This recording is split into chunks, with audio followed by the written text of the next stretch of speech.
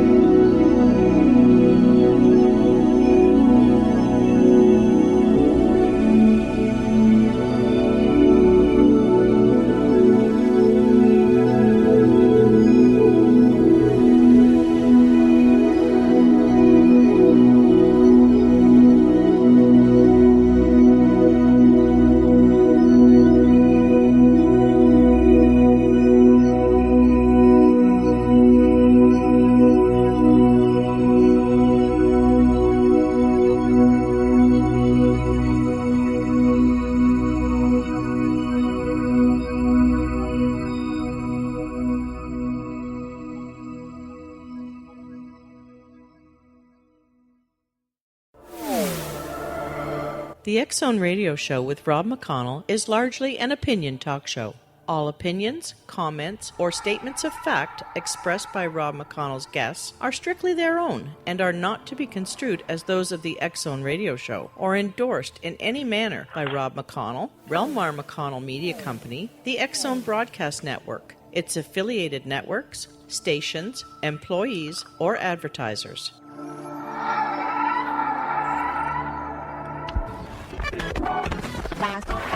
All Hit Radio.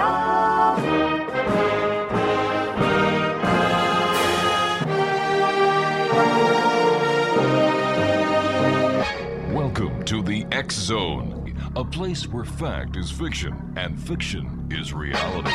Now, here's your host, Rob McConnell.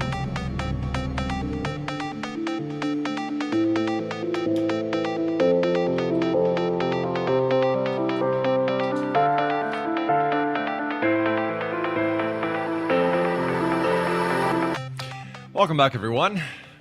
This is the X-Zone. I am Rob McConnell. We're coming to you from our broadcast center in Hamilton, Ontario, Canada, on the Mutual Broadcast Network, Talkstar Radio Network, X-Zone Broadcast Network, and the all-new IPBN Radio Network.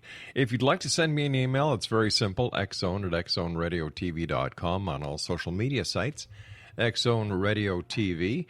And you can visit the X-Zone Radio Show website at xzoneradio.com. My guest this hour is a good friend of mine. His name is Chris Harrigan, and he is in New Brunswick, I believe, these days. And Chris is going to be talking to us about a personal experience that he did while on a film documentary shoot about ayahuasca. And Chris, always great having you around, my friend. How are things with you, your family, and the brass pole? Oh, things are great, Rob. Thanks. Excellent. Enjoying the beautiful weather here, Yeah. Oh, you finally got good weather out east. Yeah, we finally got it. There you go. Yeah. Things are looking up in New Brunswick. Yes, sir.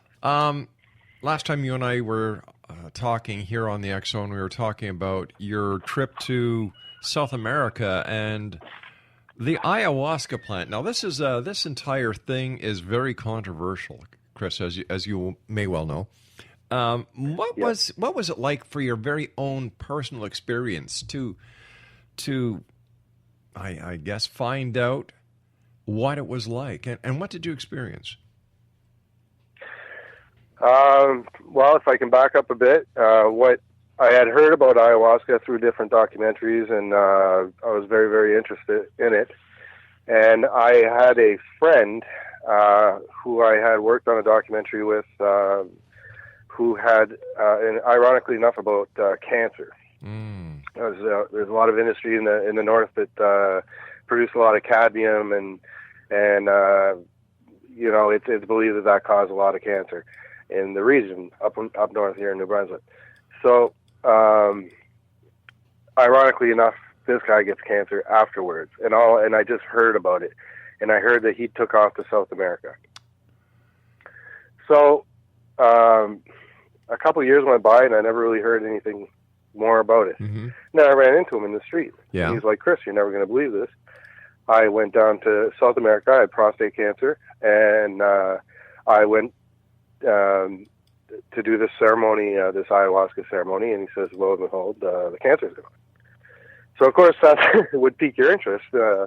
I can't attest to whether that's what cured it or not, but, I mean, obviously, you know, there's a lot of testimonies and stuff about people curing different illnesses, and it's used a lot for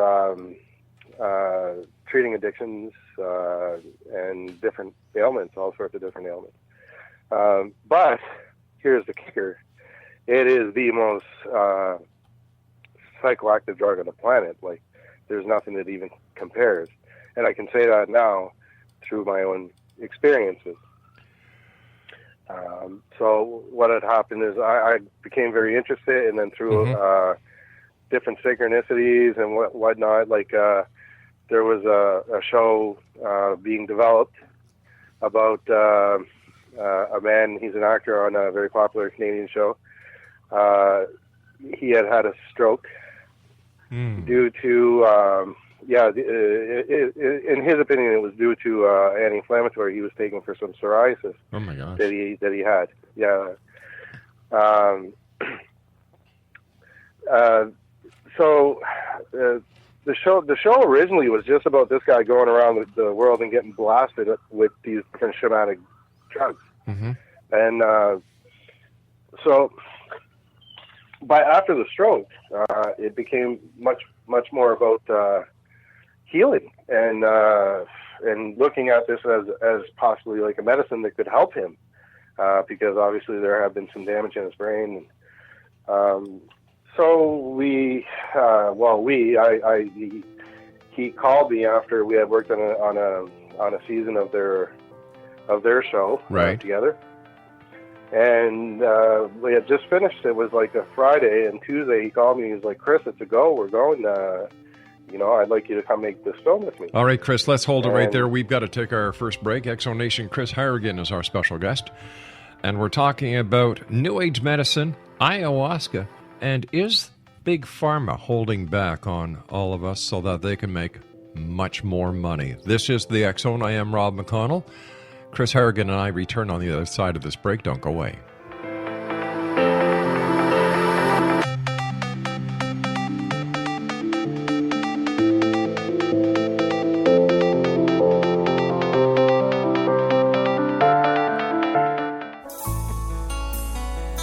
Afterlife expert Roberta Grimes was the first one to say that dying can be fun.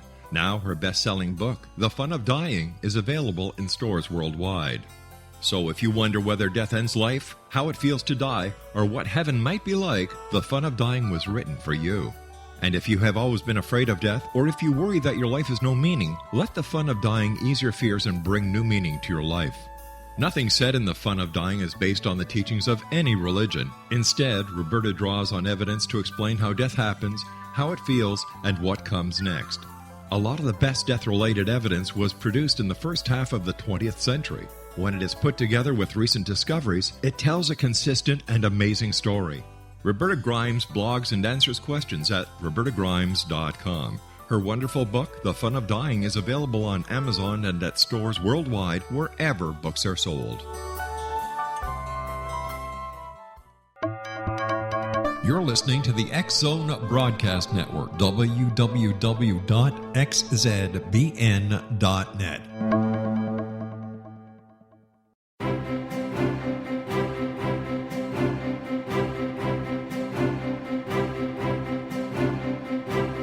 While science pursues fact, magic accesses the quantum level, bridging random facts to form truth. As long as science and magic remain separate and polarized, the truth cannot be known. I'm Wilda Wiecka. Join me on the Science of Magic radio program dedicated to unification and evolution of consciousness. During each episode, I'll be speaking with experienced and respected scientists and mystics. From astrologers to astronomers, from medical doctors to shaman, the scientific method to dowsing and intuition, we will weave together information from seemingly divergent practices to promote unity and enlightenment. Join me, Wilda Wiecka, and the Science of Magic right here on the X Zone Broadcast Network. For more information, visit www.thescienceofmagic.net.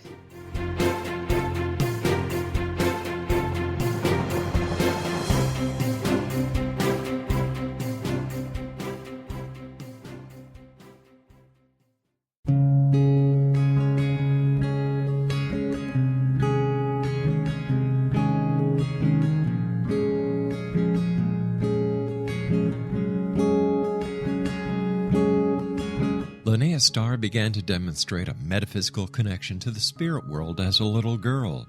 Her family noticed the connection, but it was a great-grandmother who told the family that Linnea was indeed gifted. The great-grandmother, who was also gifted, felt that Linnea had indeed inherited these attributes.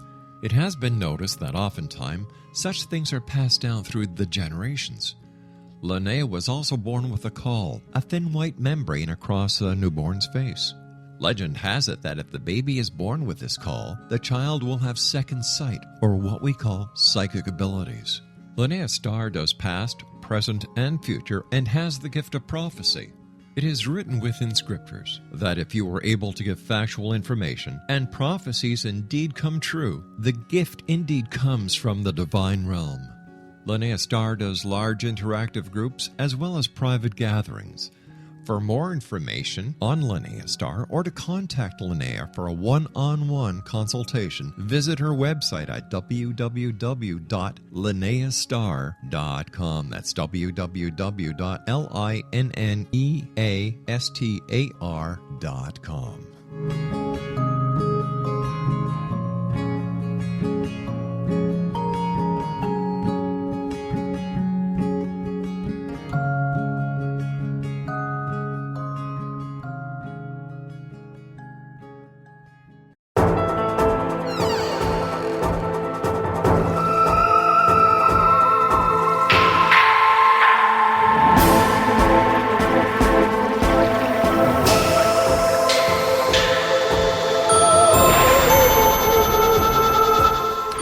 Explanation, Chris Harrigan is our special guest. And Chris, if you could just continue your story about how everything synchronistic kind of worked out for you to go down to South America. And I must tell you, the thought of somebody being cured of cancer, I don't care if it was by eating dandelions. My God, if it works, let's do it. I agree. Yeah. I agree, and this was a story that was brought to me, and I had to take it seriously because I had a lot of respect for the person that. I mean, this is a guy. He's a Radio Canada veteran because right, like he worked on the French side of it. But anyhow, so when I had the opportunity, this was something that interested me immensely. And if you read anything about it or look into it, I mean, the stories about it are. The testimonies and stuff, you really get a sense that this is not something usual. This is not your teenage acid trip or whatever, Right. This is much, much, much more profound. So that's right. I got the call just 4 days after or 5 days after the production had ended for the season we had worked on together. And the offer was put to me to come and make this film with this man. And so we, a week later, we were off to Peru with very little plan. This was it was meant to be a pilot, so it didn't have the funding of there was a lot that was just planned on the way, but that really added to the story and added to the excitement of going to the jungle to experience something that is something we had no concept of what even to expect. Right. And it was going to be a couple of weeks before we were going to get to the jungle. And so we had the nice fire, we got to Lima and all that kind of thing, and we're able to, get acclimatized to the culture, I guess. And then we went on to the Sacred Valley, and we did the Machu Picchu thing, and got to see the megalithic sites. And but then from Cusco, Peru, we went to Iquitos, and this is a very very interesting city because it's in the middle of the jungle, and there's really no way in or out other than by plane or down the Amazon. There's no roads in and out, in other words. And it's almost like a self-sufficient little city. Like if the rest of the world, if the economy fell and everything else, this place would probably continue going. It's quite a spot. And this is where, as I understand it, you're going to find the best shamans in Peru. Now, there's shamans that do ayahuasca ceremonies all over South America, but as far as Peru, it's my understanding this is the best place. Right. Yeah. Now, so where do they get ayahuasca from? Okay, well, ayahuasca is a vine that grows, and the active ingredient in ayahuasca is DMT, which is dimethyltryptamine, which is this. There's other ways to ingest this thing. Like some people smoke it and have very profound experiences, but they're like 15 minutes long. Where when you drink ayahuasca, they boil it with chacruna leaves. I believe they're called chacruna leaves. And the leaves protect the DMT from your stomach acid and allow you to enter this space. That's what we call it. I guess the ones of us who have done it, we just call it a space. It's this other place, I guess. It seems like. But you're there for 4 or 5 hours. Or I was. And and the experience I had was really beyond anything else I've experienced as a human. It's the only way I can really explain it. Of course, I haven't been anything but a human. But I was just going to say, I've often wondered about you, but I'd never take you outside of the human realm. It's just like a person sleeping for the first time and dreaming who has never ever experienced that before. Like, how would you describe it to somebody? Yeah, what I mean? exactly. So, what did you experience? Well, my personal experience was,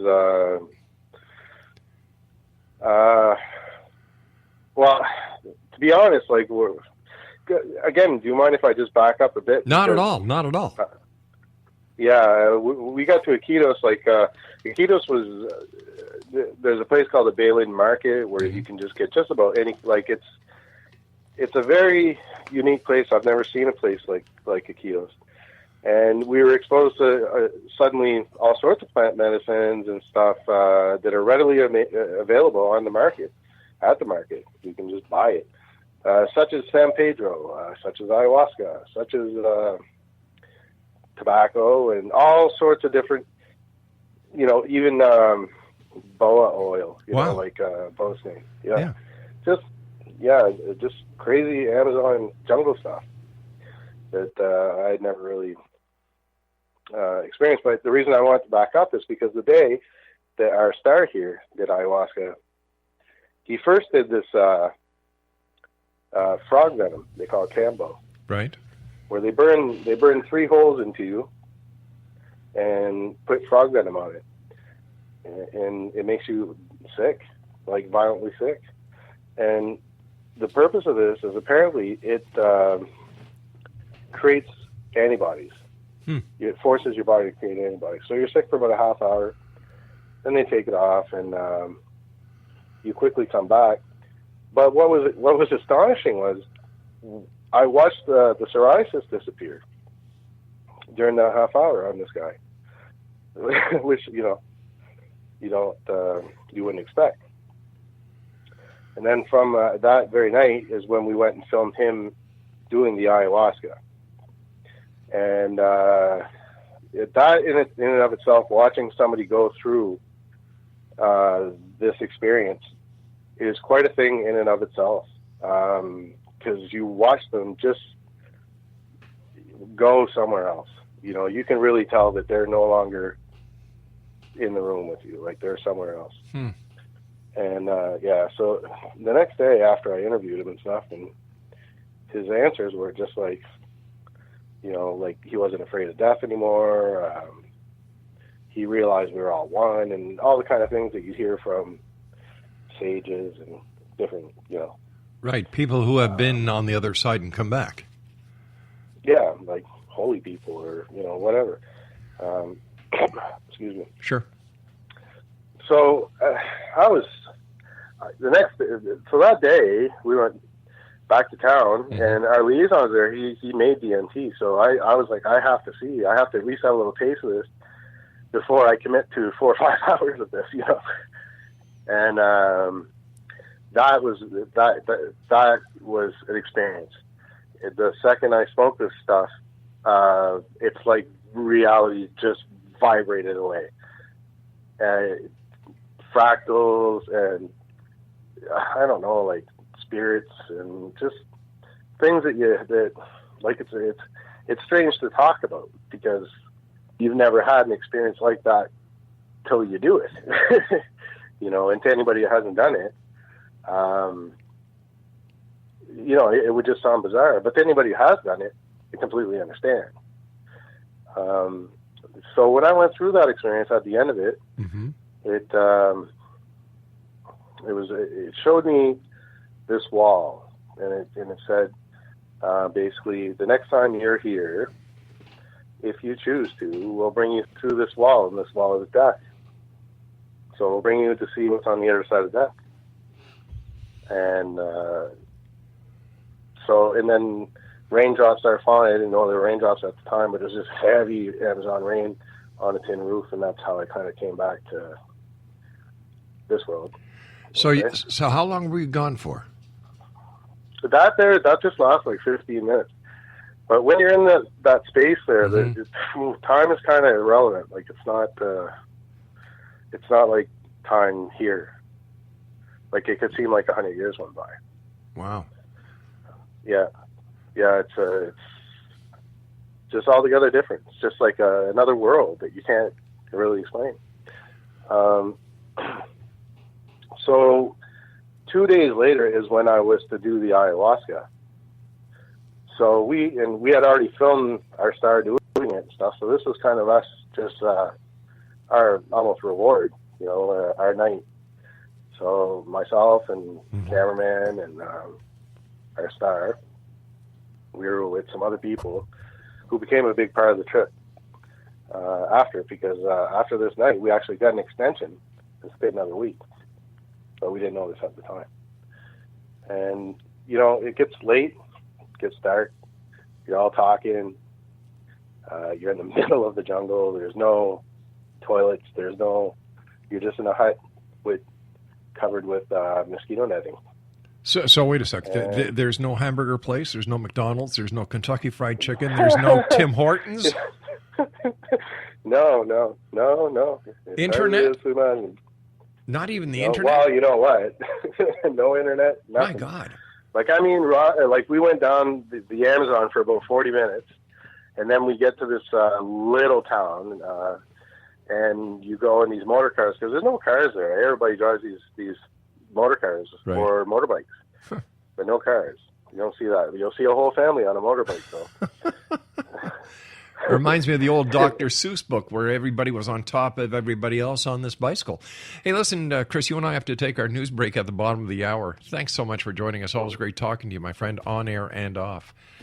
X-Zone Nation, Chris Harrigan and I will be back on the other side of this break as we continue here in the X-Zone from our broadcast center in Hamilton, Ontario, Canada.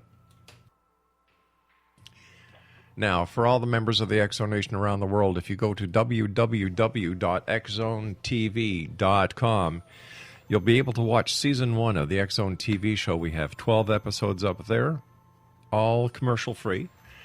And sit back, enjoy. Send me an email. Tell me what you think. X-Zone at xzoneradiotv.com. Wow. Still to come, more of this fascinating story with Chris Harrigan in Peru, in the middle of the jungle. My God, no McDonald's, no Kentucky Fried Chicken. Worst of all, no Tim Hortons. We'll be back on the other side of this break. Don't go away.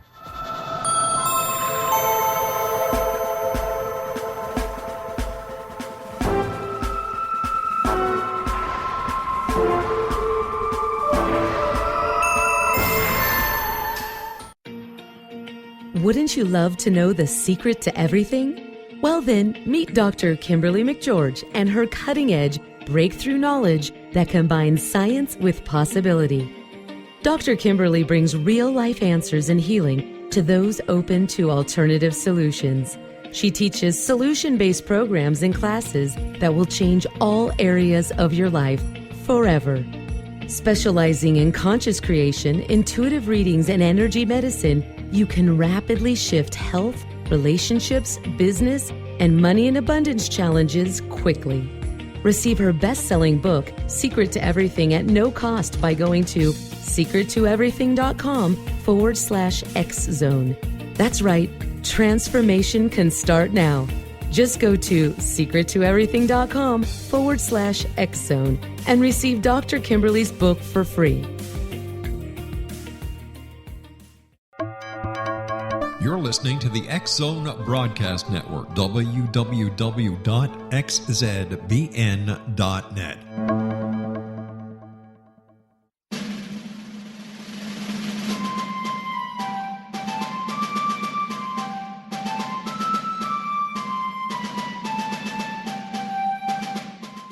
Thomas Jefferson was a Burgess of 27 when he met Martha Wales Skelton, a 22-year-old widowed heiress who was fondly called Patty by her family. They were married on January the 1st, 1772, and they took up residence in a cabin on the building site on top of a Virginia mountain that Thomas had named Monticello.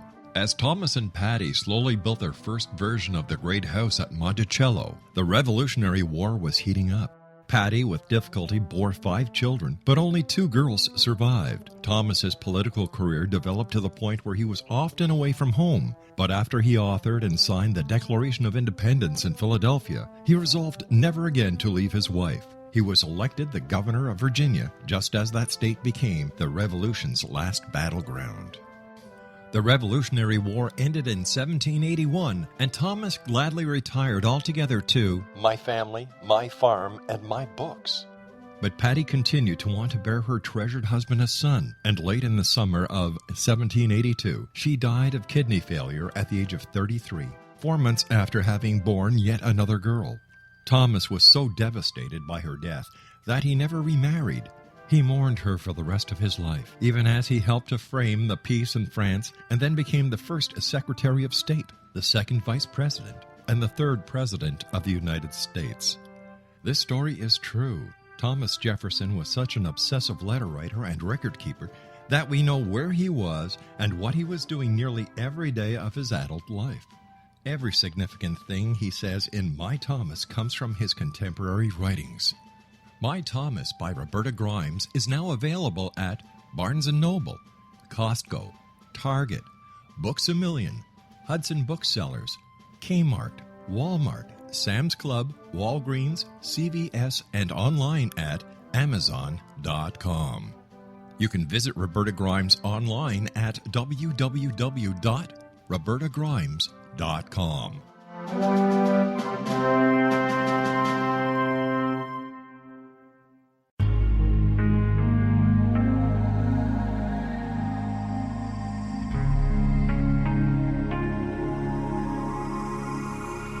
The scientist and the mystic have been on an age-old, relentless search with one thing in common. They seek truth. Their paths converge in the 40,000-year-old practice of shamanism, an ancient science delving to the quantum level of life, facilitating healing, manifestation, and evolution. I'm Gwilda Wiyaka, the founder and director of Path Home Shamanic Arts School, a unique Colorado State-certified occupational school, training shamanic practitioners and teachers. We also provide classes for empowering personal lives through shamanism. Our certification classes are in week-long segments enabling international participation, and online classes and long-distance shamanic healing sessions are available. Come discover the science of magic in the limitless world of shamanism. www.findyourpathhome.com.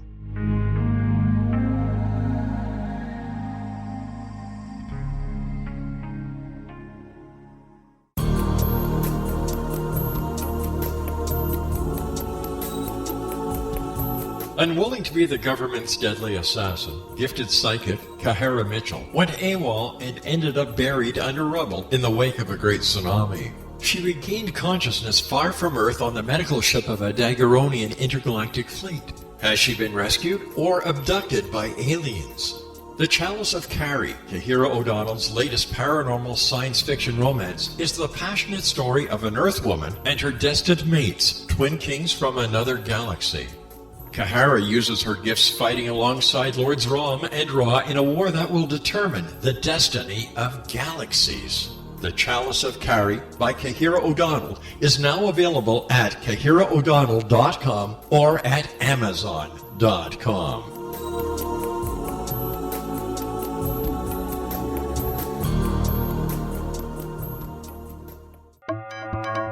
You're listening to the X-Zone Broadcast Network, www.xzbn.net.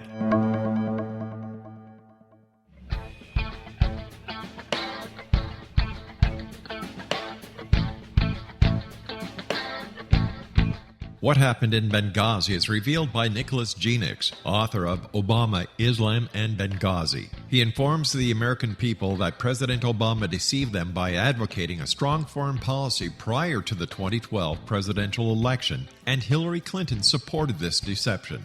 As the title infers, there is a connection between Obama, Islam, and Benghazi. Ample evidence informs Americans that Obama's early indoctrination in the Quran developed an affinity for Islam, why the Quran is the source of discontent in many countries, and why the Obama foreign policy deception led to poor military action and caused the loss of American lives in Benghazi. Genix provides 36 questions for the Select Committee on Benghazi to validate if Americans are justified to mistrust President Obama and Hillary Clinton. An overview of Obama, Islam, and Benghazi is presented on the website www.futureofgodamen.com. That's www.futureofgodamen.com.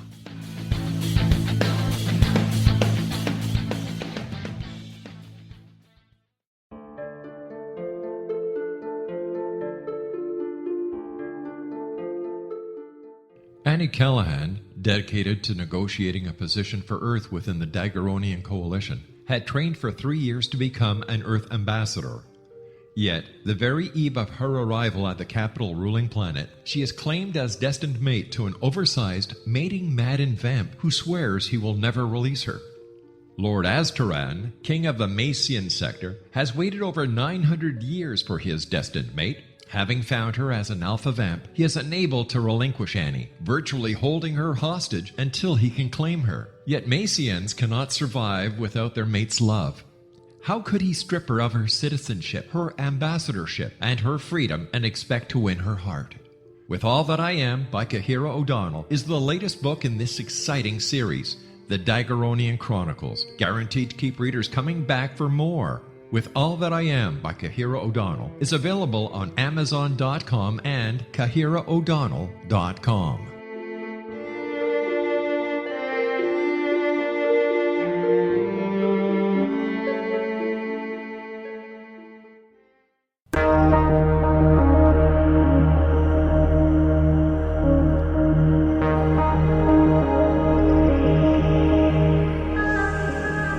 Welcome back, everyone. This is the X-Zone. I am Rob McConnell. Chris Harrigan is my special guest. Chris is a Canadian film producer, director. He's worked on several TV series, and he went down to Peru to work on a film. And we're talking about his experience with ayahuasca. Now, ayahuasca is being talked about very much. You know, it seems that the little secret from the little huts in the Amazon jungle have finally reached the big screen, so to speak. And, you know, Chris, is this another example of what Big Pharma may know, but they want to keep out of the hands of the consumer, so the medical community as well as the pharmaceutical community can keep on gouging people? Well, listen, in a lot of cases, I think that is the case. But as far as ayahuasca, because of this how psychoactive it is, like how hallucinogenic, I guess is the word I'm looking for, is where we'd have to really change our understanding of medicines altogether, I think, in order to make that case in a sense. Like, there's no question in my mind that Big Pharma is always out to make profit and always out to, I think the mechanism is, keep you sick, and because the money's in treatments, the money's not in cures, Well, look what's happening now. Is it Bayer that's going to buy Monsanto, or is Monsanto buying Bayer? No, it's first I hear that. Yeah. But either way, I can't see that it'd be a very good thing. I think the price is going to be somewhere in between $60 and $80 billion. Right. Well, I say, pay the doctors when you're cured and watch the whole system change. Hey, that's a good idea, Chris. Yeah. That is a good idea. But interestingly enough, Rob, when one of the people who was in the ceremony with me was a professor of pharmacology. It was his second time. First time changed his life. And he could explain it to you all on the molecular level, how it works and all that, but there's no explaining the experience that you have, this human experience. And that's what's, when you go through this, I mean, the shaman, they do it with you. You're all in this very bizarre yet normal world. Because when I did the ayahuasca, like I said, we went down the Amazon for 40 minutes at least, or 40 kilometers, and went down a road for another on the motor car until we ran out of road, and then went down still for another 20 kilometers, and then walked another hour into the woods. And then we run into this guy's farm. And like you said, no TVs, no internet, no none of that, His kid's got a big wad of coca leaf in his cheek, and, this is the life they live, and his kids want to become shaman. Is this a new industry for the people in the middle of the jungles of Peru and other countries that have the Amazon in it? Is it turning into a tourist industry? Yeah, no question about that. No question about that. In fact, I would be so bold to say that the more you pay for your ayahuasca experience, the less authentic it's going to be. Really? I think I paid $30, with place to stay and everything else, and food in the morning. My God. What are the authorities? Is there any legalities about doing ayahuasca in Peru? Not in Peru. In Peru, they went to court about it as a religious right, because they've been using ayahuasca since before forever. But the astounding thing too, Rob, is how did they know? There's like almost 200,000 different kinds of plants. We'll say. Right. I know it's less than that, but we'll say for this. It's an example. Okay. Like 160,000 plants. We'll say. How'd they know? How'd they know to take this plant, that plant, boil it together, and this was going to allow you to enter this world, this other dimension, whatever? How'd they know? That's astounding to me. But they'll tell you that the jungle told them how to do it, that the other plants told them how to do it. Like, that one thing led to another, so I don't know. That I find very interesting. So after your second experience for what, 3 or 4 hours? 4 hours. Did you get to that wall, and did they take you on the other side of the wall? Yes, sir, they did. What's it like, Chris? As soon as I was having a very hard time remembering the DMT, and that's a common thing. I think in a lot of ways, sometimes you remember a dream, but most of the time you won't, or I don't. But you've had it. And it's a lot like that. But I did remember this wall. And as soon as I drank the ayahuasca, and it took a hold of me, and I was the last to drink. So I'm watching other people go into their thing. And, you know, you can you get a sense of what you're in for there. Because, I mean, there's purging and throwing up involved. And, you know, that's all part of it. So I'm waiting for this to kind of take a hold of me. And I'd already decided, like, I'm going to submit. Like, I am not fighting this. So, and it did. As soon as it started going through me, of course, I did throw up. And it was just like it just dragged me to the ground, and this entire world opened up again. And it was like, wow, I'm here again. Like, wow. And almost right away, it brought me to that same place, that wall. And it gave me the choice of whether I wanted to go through or not. Now, I have a 5-year-old son, and it's telling me literally, like, if we would like to show you what's over here in death, after death, but you're going to have to die to come over and check it out. How do you feel about that? You know, and it's like, wow, am I coming back? You know, like, and it's like, well, that's irrelevant. That's not up to you. That's up to the universe kind of thing there. And but on the other side, I can feel this, kind of these friendly voices saying, no, it's okay. Don't even worry about it. Come on through. So I did. And the second I went through, it was like I became like a cold drop of water. I don't know how to explain it. Like, I guess I was just like a spirit. And I'm just telling you my personal, how I can interpret it. You know, it's the only way I can really explain it. But what was amazing is as soon as I get through and I'm in this place and I arrive to this kingdom, I guess, like, and the Icaros, the Icaros is a song that the shaman sings, and in this case here, his wife was singing it. She also she's part of the ceremony. She drinks it, and as soon as I get through this, it all turns to English, perfect English. I understand everything she's saying, and that wasn't just for me; that was for others.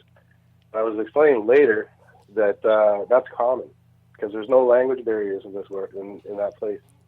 So.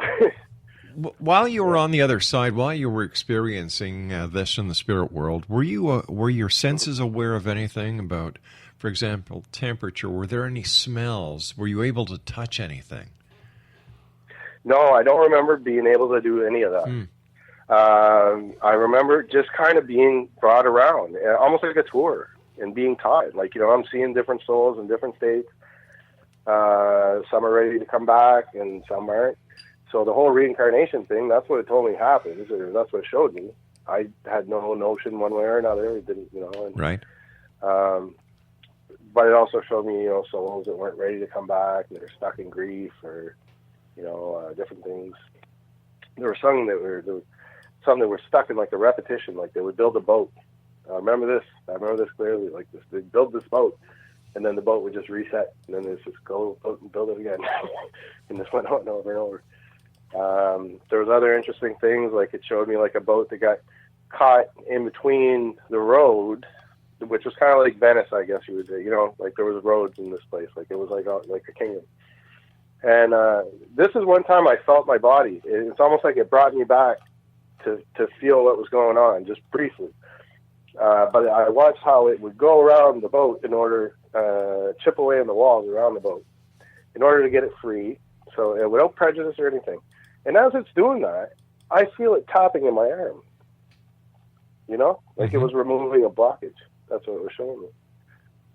You got to remember, I was in there 5 hours, so, and I forgot I was even coming back. To be honest with you, there, like it was. Did you want to come back?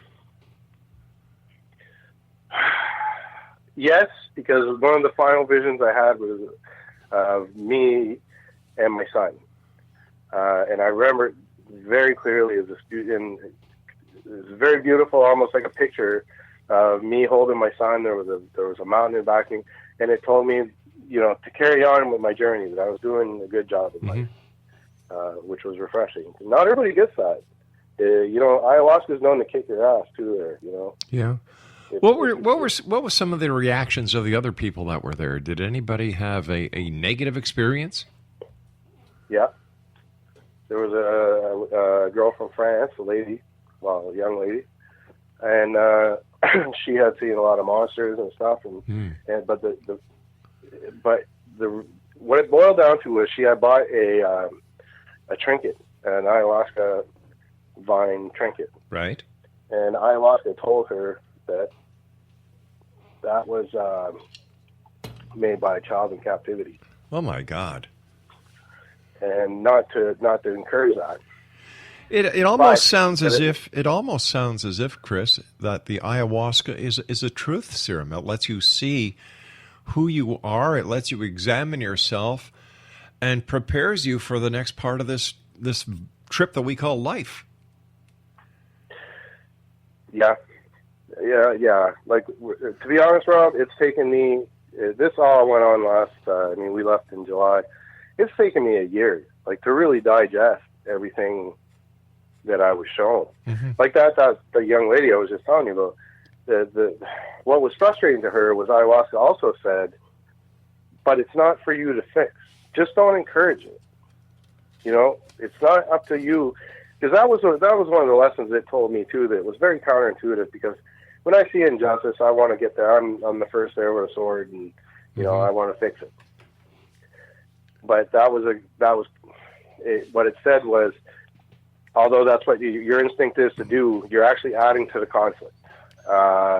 That's not the best thing you can do in life is to heal yourself and help those around you who want to heal. Yeah, that's the best thing you can do, and that's very counterintuitive to me because of what I just told you. I would want to be the one to go there and fix. You've said a number of times over the past, nearly an hour now, ayahuasca said. Yeah, because ayahuasca is, and you'll always get this the same. You'll always get this the same because she's the mother of all plants. And you don't understand it till you actually go in there and you see this. It's a very mothering spirit, but like I said, mm-hmm. if you're somebody who needs to take a good look at if you're a shitty person, man, it's going to tell you, it's going to show you, it's going to make you face that. And luckily for me, I didn't have to. But maybe 2 or 3, 4 or 5 times from now, that would be the lesson I need to learn. Oh, not you, Chris. Not you, Chris. Listen, you are one of the most grounded, down to earth people that I've ever known.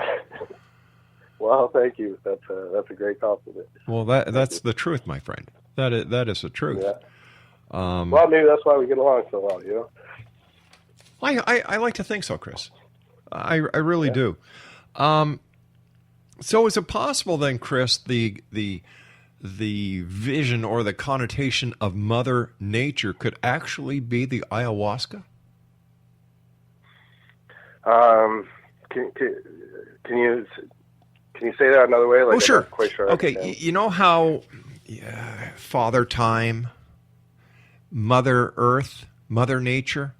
Is it possible that I took her to be my Mother Nature. That's kind of what the last part of my journey was there. Right. Because I'm going to tell you, here's the last part of it. It took me to this place that I think most people would call heaven. And this place here were for souls that were very evolved, mm-hmm. who could just hang out there. You know what I mean? And wait for. I'm not sure exactly how it works, but. Waiting to be born again, or maybe these people didn't even have to be born again. Right. That's kind of the sense I got.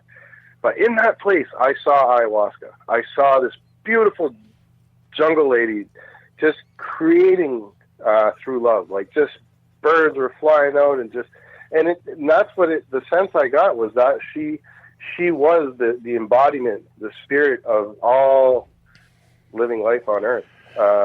And I also saw how the sun. Mm-hmm. fed this world and made all that possible, and the sun almost represented, I don't know, like a creator spirit, I guess. I hate to go there, but no, because I don't have any beliefs, and I like it better this way, where I was actually shown something that I can swallow, where I can accept this, that maybe. Just because we call it love, but that high vibration mm-hmm. is a creative force, and these are just all the things that it reassured me of, and it was very reassuring. And I often joke that I'm no longer afraid of death; I'm much more afraid of life. And rightfully so, because I've always believed that hell is here on Earth. We create our own hells. We create our own negativity. We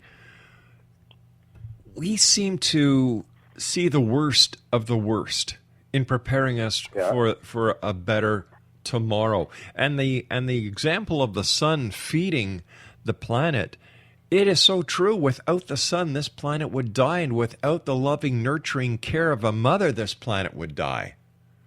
Yeah. And one of the messages was that, one was this important, that it pained these spirits, or whatever we're going to call them, to put us through this world here. But this is the world that you can evolve the quickest in, but it's complete free choice. Yeah. And you just your soul is going to have to deal with the karma that comes with it. But that the whole process is just to evolve souls. Apparently there's something bigger than that. And that's all. It's a big mechanism. Here we are. Everything is connected. Exactly. And here we are in the 21st century. We're in the year 2016, and we're just coming up with the words and the way that we can understand this. Imagine if this same scenario was presented to the ancients. How would it be written? Is this where our religious philosophies come from, based on their primitive understanding? In some cases, and I don't know. The feeling I get is that they've cut us off from that place. Most religions. Yes, definitely. The first thing they do, they go places. They're in the Crusades and they kill the shaman. You know what I mean? The first thing they do is and now I understand that they were cutting off our connection to the divine. Yeah. To something. It's your birthright to know that you're a part of all this. And there's many, many ways that shaman had to get to this place. Chris, I got to take my final break. Please stand by, my friend. Exo Nation, Chris Harrigan is our special guest. And we'll both be back on the other side of this break as we wrap up this hour here in the X Zone from our broadcast center in Hamilton, Ontario, Canada. Don't go away. Little children aren't the only ones afraid of the dark. Millions of soldiers return from war zones with PTSD, anger, frustration, fear, and loneliness, much of which surfaces during the darkness of the night. You have the chance to change the lives of these American heroes. Songs and Stories for Soldiers.us provides free MP3 players for these men and women. With a list of 3 million songs in 16 different styles, 100,000 audiobooks, and 30,000 old-time radio programs, every veteran can find something to soothe and comfort them at no cost. All our players contain an 8-hour audio program designed to help veterans fall asleep. With 1,500 plus vets now participating, it's our goal to deliver 10,000 audio players this year. Go to our website at songsandstoriesforsoldiers.us. Help us help a veteran make it through the night.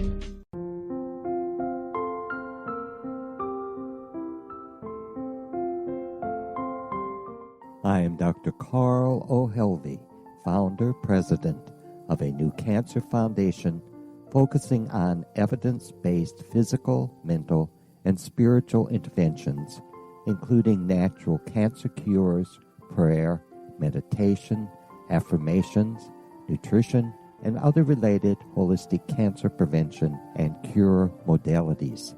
These are used in cancer education, research, and financing care. I ask for your help to continue this important work by donating at www.holisticcancerfoundation.com.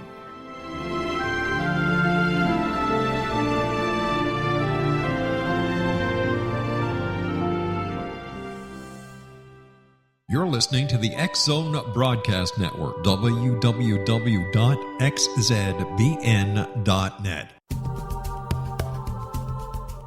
If you enjoy reading a good mystery with a touch of the paranormal, then you'll love From Out of the Woodwork by William S. Peckham. Sean Kennedy, a Toronto contractor, buys derelict houses, guts them, and turns them into multi-family dwellings. When Sean buys 29 Livery Lane, a century house in ruins, and starts the renovation, the house fights back.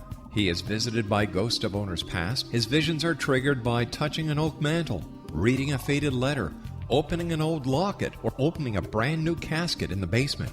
These visions will take you on a trip across southern Ontario from Niagara Falls to Toronto to Kingston. From Out of the Woodwork is now available in paperback and on your favorite electronic reader. To order your copy of From Out of the Woodwork, go to www.williamspeckham.com. That's www.williamspeckham.com.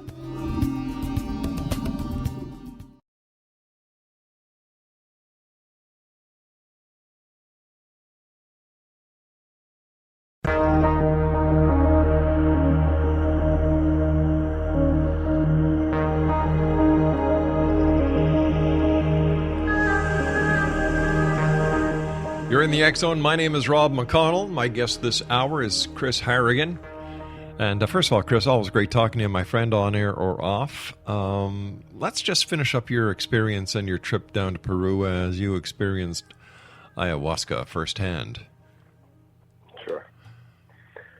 Sure. Where were we before the break? I kind of lost track. Well, we were talking about how that you believe ayahuasca is this beautiful lady in the jungle, that she is Mother Nature, and the son is I guess we can call him the father figure, who... It kind of seemed like yeah. that. Yeah. Well, okay, I can take it from there. Sure. Those are the things I saw. Those are the lessons I got to learn, and that I'm very, very grateful to have learned. Whether it was all a big figment of my imagination or that my spirit actually went to somewhere else, I can't answer that. But I know that my experience, I've actually watched, there's a good Netflix called DMT, The Spirit Molecule. It's narrated by Joe Rogan. And there's a lady there who seems to have had almost an identical experience. I was really surprised, because when I got home, I wanted to watch everything about ayahuasca that I could. Sure. And and lo and behold, her story was almost the same. Like she seemed to have had the same experience. And that Netflix is called DMT, The Spirit Molecule? Yeah. Okay, great. Yeah. Anybody who's interested in it should go and watch that. Anybody's interested in doing it, do your research. You know, if you're spending $5,000 to go down there and do it, I'd question that. You know. But it depends what you want, you know. Like, but you're not going to find yourself in a 4-star hotel. You're not going to find yourself with a 5-star restaurant. No, and you wouldn't want to. Yeah. I say that takes away from the experience, because we went to do 2 different places, and the first one was a little more modern, right. And by that I mean like it was all made out of wood, and there were toilets. And it was great. It was a great place. And I can't remember the name, or I'd say it actually, because I would recommend anybody go there. Let me ask you, with there being no toilets and people puking all over the place and going to the washroom, isn't it a little unsanitary? I don't know. You're in the jungle there. The jungle just kind of swallows that stuff out there. But when you're throwing up, you have a bucket. Like, that's the first thing. You sit down, and the first thing you're given is a bucket. Like, you realize at that point, you know, okay, I'm not in Kansas anymore. Really. Yeah.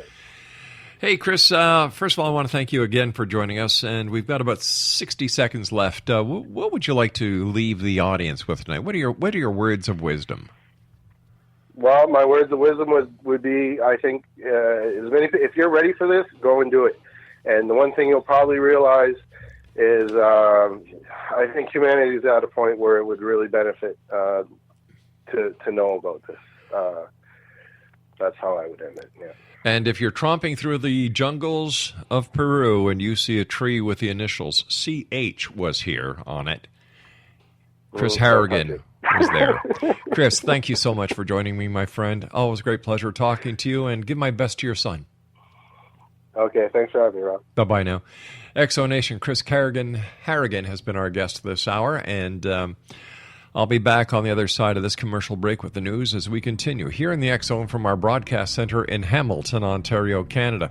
You can always check us out at www.xzoneradio.com, and I'll be back. We're here Monday through Friday, 6 p.m. until 10 p.m. Eastern on the Mutual Broadcast Network, X Zone Broadcast Network, IPBN Radio Network, and the Talkstar Radio Network. Don't go away.